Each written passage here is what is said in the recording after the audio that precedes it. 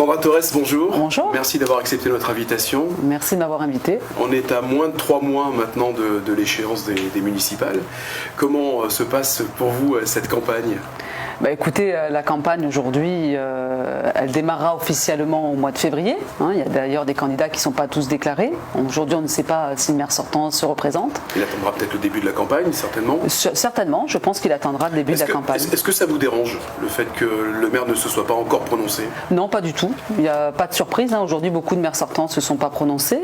Je trouve ça juste un peu dommage parce que ça permettra aux Sénois d'y voir un petit peu plus clair. Mais non, moi aujourd'hui, le projet que je porte, il n'est pas contre le maire, c'est un projet pour les Sénois. Le projet, vous voulez en parler ? Vous pouvez en parler ? Vous souhaitez en parler ? Ou pas du tout ? Alors c'est pas que je souhaite pas en parler, c'est qu'on a des échéances. Tous les candidats présenteront leur projet tous ensemble au mois de février. Simplement, moi j'ai donné déjà 3 axes forts, je vous les rappelle, la sécurité, la culture et bien entendu une priorité aujourd'hui, le cadre de vie, l'environnement. Développement durable, écologie, sécurité, vous ne souhaitez pas développer tous ces thèmes ? Alors j'ai déjà donné des axes forts sur ces sujets-là. Je me suis engagée à équiper de panneaux photovoltaïques tous les bâtiments publics. Oui. Alors une mesure très concrète qui a été prise aujourd'hui par la région. Aujourd'hui nous équipons tous nos lycées puisque ça fait partie des compétences. Donc là c'est être vraiment dans l'action. Sur également la culture, j'ai parlé d'un projet ambitieux au niveau culturel. Je vous confirme et je réitère le fait qu'en effet la Seine peut tout à fait avoir un projet comme le Puy du Fou. Et sur la sécurité, qui est aussi un sujet essentiel pour les Sénois, bien entendu de mettre les moyens humains, matériels et de formation. Et j'aurai des propositions très claires et très fermes à ce sujet et je m'en suis déjà exprimée. En ce qui concerne ce projet donc ambitieux du Puy du Fou, ça va demander des moyens énormes. Vous avez déjà des pistes. C'est quelque chose que vous pourrez mettre en place sous combien de temps ? Alors des pistes, bien sûr j'en ai, sinon je ne me serais pas engagée. Sur le Puy du Fou, je vous rappelle quand même que c'est un engagement des citoyens. Voilà, c'est ce qui fait d'ailleurs ce qui fait que ce projet, enfin en tout cas que ça marche, que chaque année il y a un public aussi attendu. Et puis vous savez, l'initiative citoyenne aujourd'hui, on a des hommes et des femmes de qualité au niveau culturel et qui ont déjà des projets à porter et dont un pour lequel je le proposerai aux Sénoises et aux Sénois. Donc surtout des moyens humains, mais les moyens humains, je vous garantis que les Sénois aujourd'hui, ils sont prêts à relever le défi. Vous êtes convaincu que les Sénois rentreront dans l'aventure, dans ce projet aussi ? Bien entendu. Vous savez, un exemple très, très clair. Alors, prenez Just Rosé à Sanary. Ouais. Géré que par des bénévoles, que par des Sanariens, des jeunes, des moins jeunes, qui pendant une journée donnent de leur temps et ils sont fiers de porter ce projet alors qui est autour du vin. Mais nous à la Seine, on a un patrimoine culturel qui est très riche. On a beaucoup d'établissements et puis on a une histoire qu'il faut aujourd'hui valoriser. Et la culture, c'est le vivre ensemble, mais c'est aussi le développement économique et touristique. C'est le discours qui va faire que vous allez dynamiser ces projets et puis embarquer avec vous les citoyens, les Sénoises et les Sénois. Je pense que le discours c'est bien, mais les actes c'est mieux. D'accord. Au niveau du centre-ville, vous avez quelque chose à proposer parce que ce centre-ville a besoin d'être redynamisé. Alors le centre-ville, c'est clair que ce sera aussi l'objet de la campagne. On sait que le centre-ville aujourd'hui de la Seine est dans un état déplorable. Il y a beaucoup de difficultés à la fois en termes d'habitat, au niveau économique. C'est un centre-ville qui se meurt. Et aujourd'hui, oui, il y aura une proposition très claire aussi à ce sujet. Il y a des moyens. Il y a des moyens qui sont donnés par des collectivités, il y a des moyens qui sont donnés par l'Europe. Je vous rappelle que je suis quand même conseillère régionale, vice-présidente en charge d'Europe et Méditerranée, donc c'est des sujets que je connais bien. Je fais partie également, je copilote un dispositif qui s'appelle Territoire d'industrie, qui regroupe les villes de Toulon, La Seine, Ollioules, Sanary,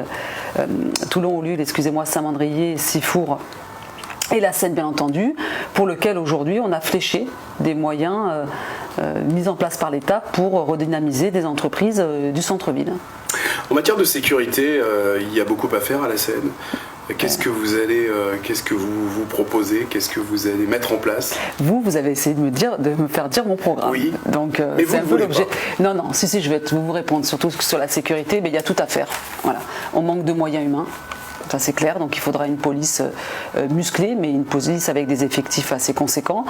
C'est aussi la prévention. On est sous-équipé en vidéosurveillance et vidéoprotection, donc ça aussi il faut avoir une réponse claire. Il faut aussi faire de la prévention. Et j'ai un projet là-dessus également. Alors donc, puisqu'on ne peut pas parler de projet, de programme avec Sandra Torres, comment ça se passe lorsque vous êtes dans le centre-ville de la Seine, lorsque vous vous promenez au marché? Quels sont les retours que vous avez? Quelles sont les inquiétudes? Quelles sont les attentes des Sénois? Qu'est-ce qu'ils vous disent? Qu'est-ce par rapport au maire sortant? Alors, je voudrais pas faire de cette campagne une campagne anti-Marc Villemot. Non, mais elle l'est de fait.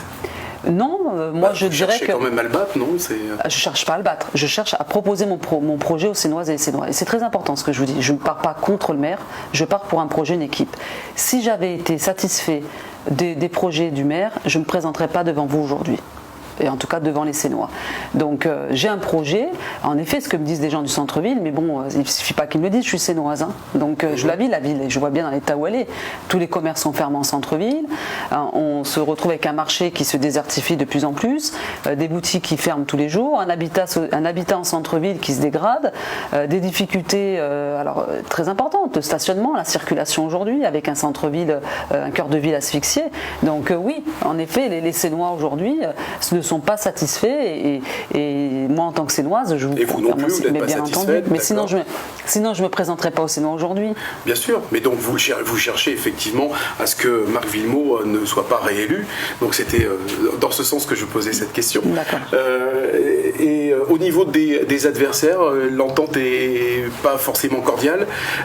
Il s'est passé il y a peu de temps donc au conseil municipal un petit accrochage. Vous avez quelque chose à nous dire par rapport à ça? Non, sur le conseil municipal s'est invité à un sujet qui n'était pas à l'ordre du jour, qui est celui de Coste-Chaude. Moi j'ai pris une position très claire là-dessus, elle a toujours été la même et défendue depuis le départ. Je suis contre ce projet.